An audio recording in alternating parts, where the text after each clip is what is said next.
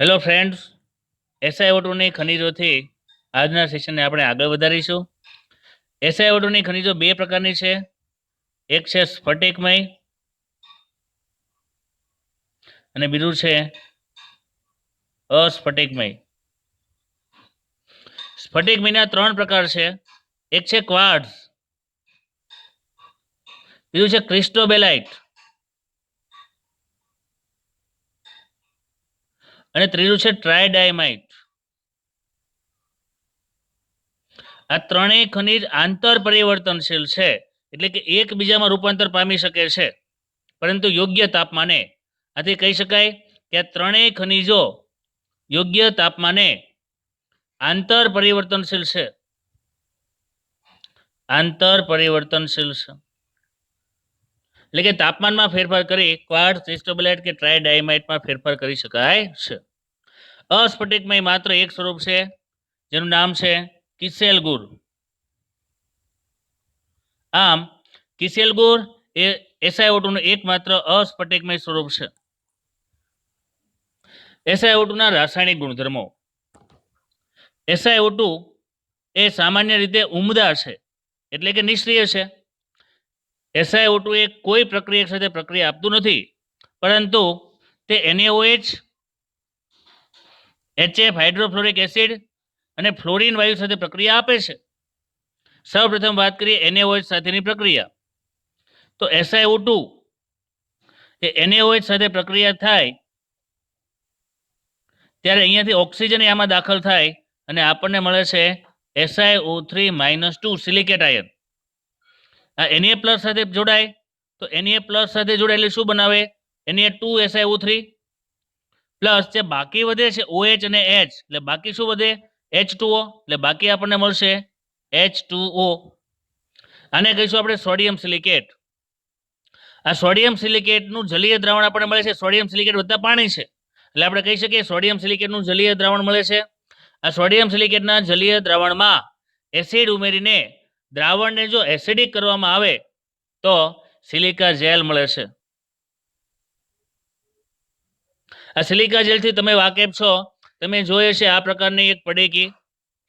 આ સિલિકા જેલનું નાનું પાઉચ છે, જેને મોટા ભાગે ઇલેક્ટ્રોનિક સાધનોમાં રાખવામાં આવે છે, કારણ કે આ સિલિકા જેલ એ હવામાનના ભેજનું શોષણ કરી અને ઇલેક્ટ્રોનિક સાધનોને ભેજ સામે રક્ષણ આપે છે. આથી કહી શકાય કે સિલિકા જેલના ઉપયોગોમાં એક ઉપયોગ ઇલેક્ટ્રોનિક સાધનોને ભેજ મુક્ત રાખવા માટે થાય છે, અથવા તો આ રીતે પણ આપણે લખી શકીએ કે પદાર્થની સુકવણી કરવા માટે ભેજ શોષક તરીકે ઉપયોગી છે. ત્યારબાદ ક્રોમેટોગ્રાફીમાં પણ ઉપયોગી છે. ક્રોમેટોગ્રાફી એક અલગીકરણની મેથડ છે. તો આ ક્રોમેટોગ્રાફીની અલગીકરણની મેથડમાં અધિશોષક તરીકે સિલિકા જેલ વપરાય છે. અધિશોષક તરીકે સમજીએ.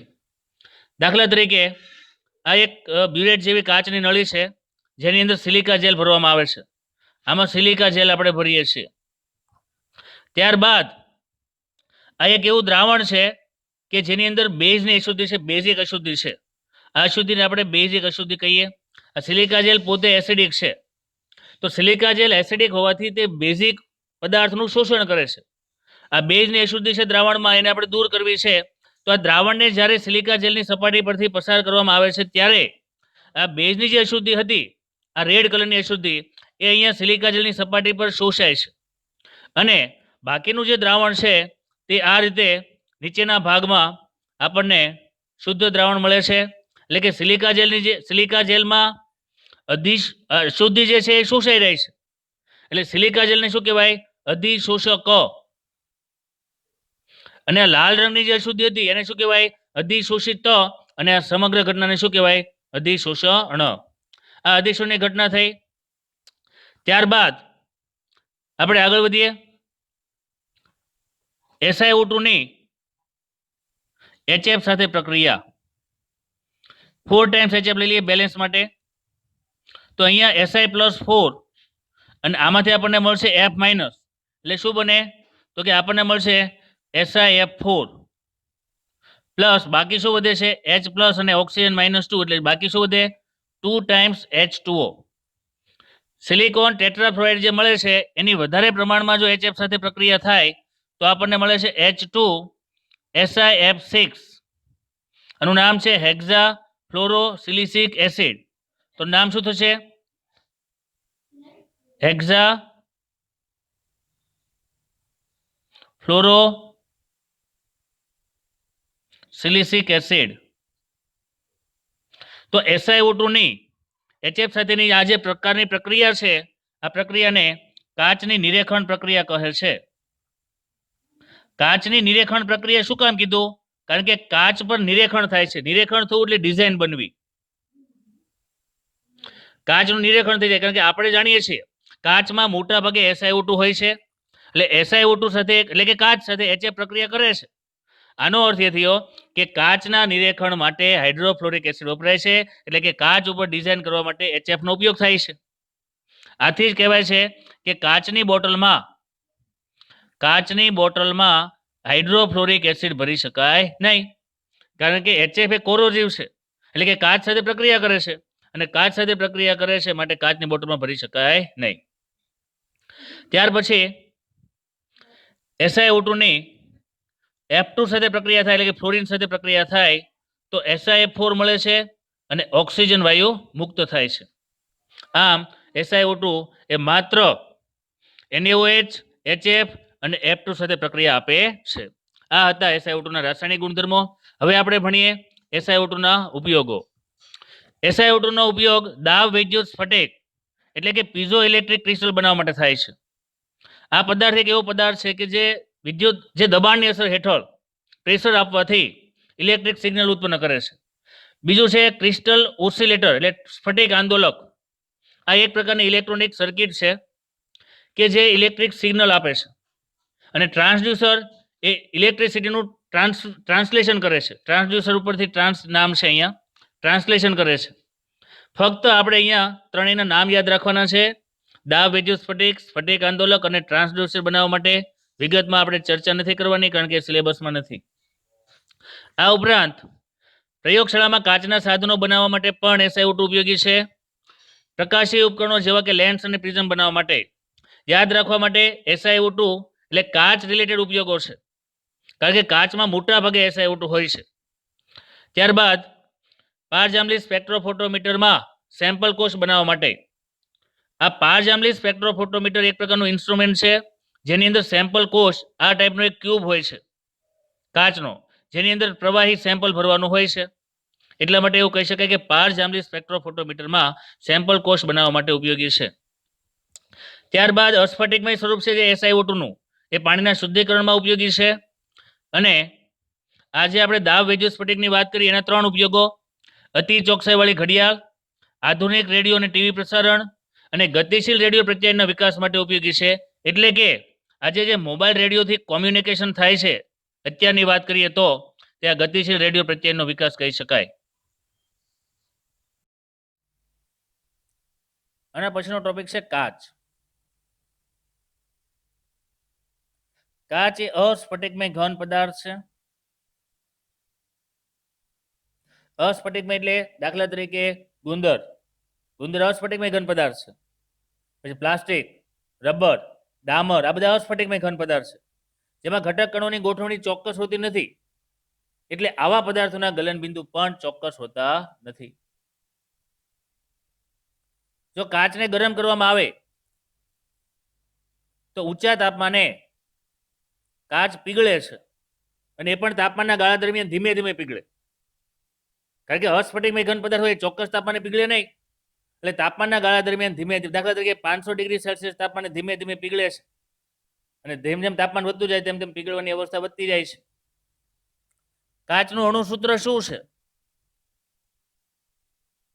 તો કે કાચને આ રીતે દર્શાવાય છે: M2O, MO અને SiO2.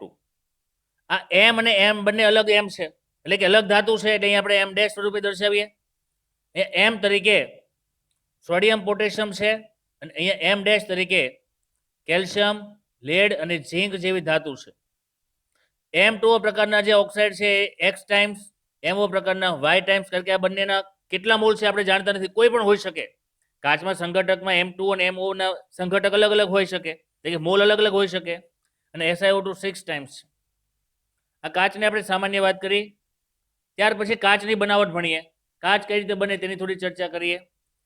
કેલ્શિયમ ઓક્સાઇડ અને સોડિયમ કાર્બોનેટના મિશ્રણને SiO2 ના 6 મોલ સાથે ગરમ કરવામાં આવે છે. SiO2 ના 6 મોલ થઈ ગયા. આ 1, આ 1, 2 અને આ 4, 6 થઈ ગયા. 1700 કેલ્વિન તાપમાને જ્યારે ગરમ કરવામાં આવે છે ત્યારે અહીંયાથી ઓક્સિજન આની અંદર ભળી જાય છે. એટલે શું બનશે?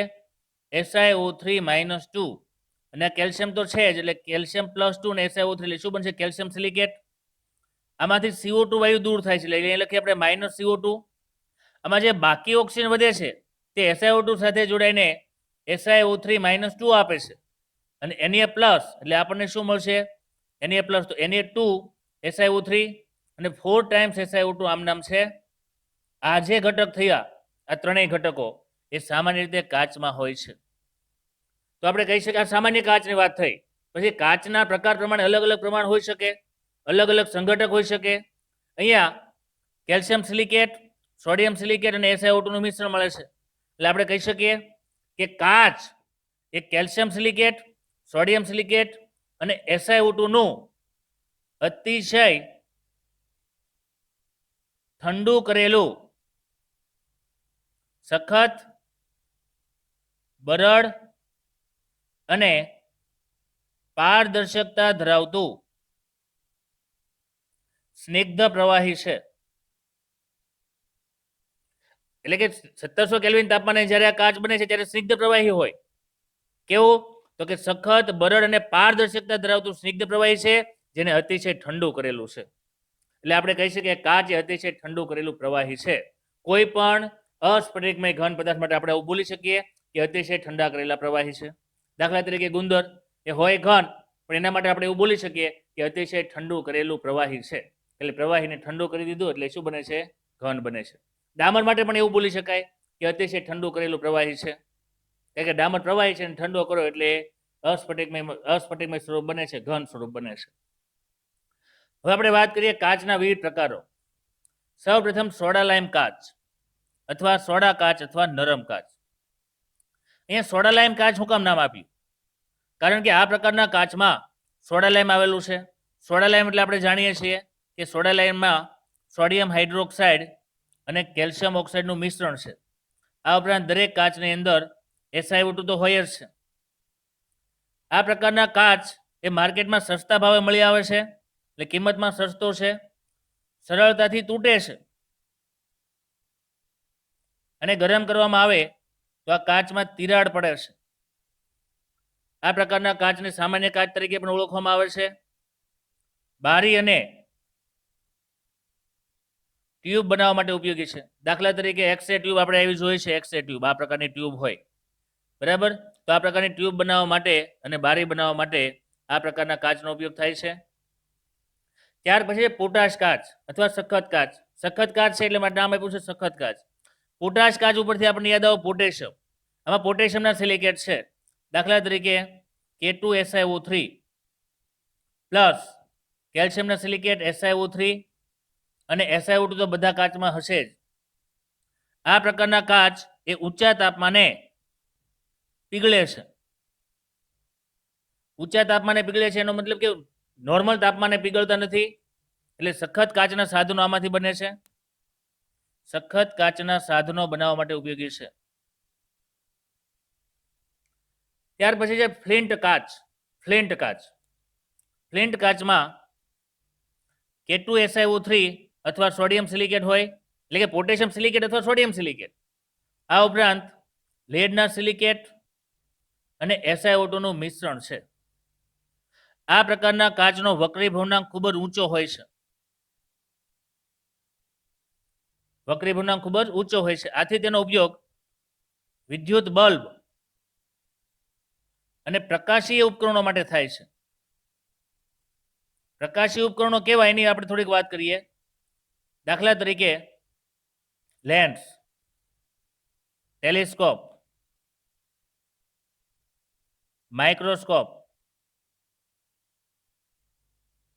કેમેરા, ઊંચા વક્રી ભૂનાકવાળા ઓપ્ટિકલ કાચ જે છે કેમેરા માટે વપરાય છે તે, અને પ્રિઝમ બનાવવા માટે ઉપયોગી છે. એના પછી છે ક્રૂક કાચ. આ પ્રકારના કાચમાં મુખ્ય ઘટક તરીકે સીરિયમ ઓક્સાઇડ છે. આ ઉપરાંત SiO2 તો બધા કાચમાં છે જે આપણે જાણીએ છીએ. આ પ્રકારના કાચ એ અલ્ટ્રાવાયોલેટ વિકિરણોનું શોષણ કરે છે. આથી આંખની સામે રક્ષણ આપે છે એવું કહી શકીએ આપણે. આથી જ સનગ્લાસ એટલે કે યુવી પ્રોટેક્શન કાચ જે છે ચશ્મા માટેના, એ કાચ બનાવવા માટે આ પ્રકારના કાચનો ઉપયોગ થાય છે. આપણે ઘણીવાર સાંભળ્યું છે કે યુવી પ્રોટેક્શન ગ્લાસ છે અથવા યુવી પ્રોટેક્શન ચશ્મા છે, તો એના માટે આ પ્રકારના ક્રૂક કાચ વપરાય છે. ત્યાર પછી છેલ્લો પ્રકાર છે પાયરેક્સ કાચ અથવા બોરોસિલ અથવા બોરોસિલિકેટ કાચ. અહીંયા બોરોસિલ શબ્દ દર્શાવે છે કે આમાં બોરોન અને સિલિકોન રહેલા છે. બોરોનના ઓક્સાઇડમાં SiO2 નું આંશિક વિસ્થાપન થાય છે. એટલે કહી શકાય કે બોરોસિલિકેટ તો ખરા જ, સાથે સાથે બોરોન છે. હવે આ પ્રકારના કાચમાં કયા કયા સિલિકેટ હોય આની સિવાયના? તો કે આ પ્રકારના કાચમાં આની સિવાયના ઝીંક અને બેરિયમના સિલિકેટ હોય છે. દાખલા તરીકે BaSiO3 અથવા ઝીંકના ZnSiO3, બેમાંથી કોઈ પણ હોઈ શકે. આ ઉપરાંત એલ્યુમિનિયમના સિલિકેટ હોય અને SiO2 નું મિશ્રણ હોય છે. તો બોરોનના ઓક્સાઇડમાં આંશિક રીતે સિલિકાનું વિસ્થાપન થાય છે. આ ઉપરાંત બેરિયમના સિલિકેટ અથવા ઝીંકના સિલિકેટ, એલ્યુમિનિયમના સિલિકેટ અને SiO2 હોય છે. આ પ્રકારના કાચનો તાપીય પ્રસરણાંક ખૂબ જ ઓછો છે. હવે તાપીય પ્રસરણાંક એટલે શું? તાપીય પ્રસરણાંક એટલે તાપમાનનું કેટલું ઝડપી પ્રસરણ થાય છે તે દર્શાવે છે. તાપીય પ્રસરણાંક ખૂબ જ ઓછો, એનો મતલબ કે તાપમાનનું પ્રસરણ ખૂબ જ ધીમે થાય છે. એટલે કે ઉષ્મા પ્રતિરોધક છે એવું કહી શકાય. ઉષ્મા પ્રતિરોધક એટલે ઉષ્માનું પ્રસરણ અટકાવે છે. એટલે કે તાપમાનમાં ઝડપથી ફેરફાર થતો નથી. તાપમાનમાં ઝડપથી ફેરફાર થતો હોય તો તેને અટકાવે છે. એટલે કે તાપમાનને પ્રસરવા દેતો નથી. આથી જ તેનો ઉપયોગ પ્રયોગશાળાના કાચના સાધનો બનાવવા માટે થાય છે. કારણ કે આ પ્રકારના જે કાચ છે એ ઉષ્મા પ્રતિરોધક છે, ઉષ્માનો પ્રતિરોધ કરે છે. બીજું રાસાયણિક રીતે નિષ્ક્રિય છે. રાસાયણિક રીતે નિષ્ક્રિય છે એટલે ઝડપથી પ્રક્રિયા કરતા નથી. આથી આ પ્રકારના કાચના જે ઇન્સ્ટ્રુમેન્ટ બને છે તેને પ્રયોગશાળામાં ગરમ કરવા માટે પણ ઉપયોગમાં લઈ શકાય છે. એટલે કે રાસાયણિક રીતે નિષ્ક્રિય અને ઉષ્મા પ્રસરવા દેતા નથી. Thank you very much.